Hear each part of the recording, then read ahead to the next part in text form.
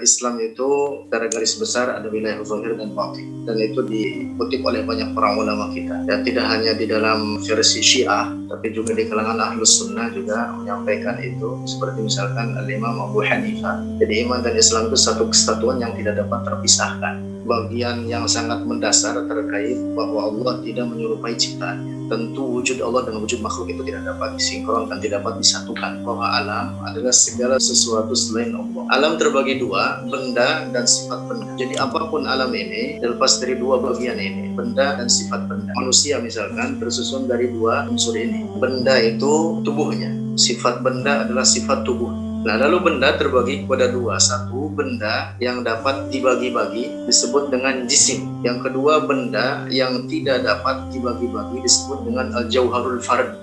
Lalu jisim terbagi kepada dua, yaitu yang pertama, benda atau jisim yang dapat disentuh dengan tangan disebut dengan hajm katsib, seperti manusia, tumbuh-tumbuhan, binatang, misalkan bumi, langit, dan lain sebagainya. Yang kedua adalah benda yang tidak dapat disentuh dengan tangan, disebut dengan hajm latif, seperti cahaya, kegelapan, ruh, dan lain-lain.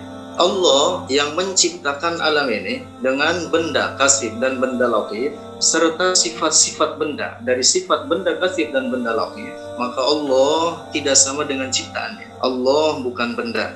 Allah Maha Suci dari segala bentuk dan ukuran. Nah, karena itu makna takbir pun Allahu Akbar bukan artinya bahwa Allah besar, memiliki bentuk dan ukuran, lalu bersemayam di atas arsy seperti keyakinan kaum musyabbihah. Juga Allah bukan sebagai benda yang menyatu dengan tubuh manusia, karena manusia dan arsy sama-sama makhluk bagi Allah. Itu bagian daripada alam.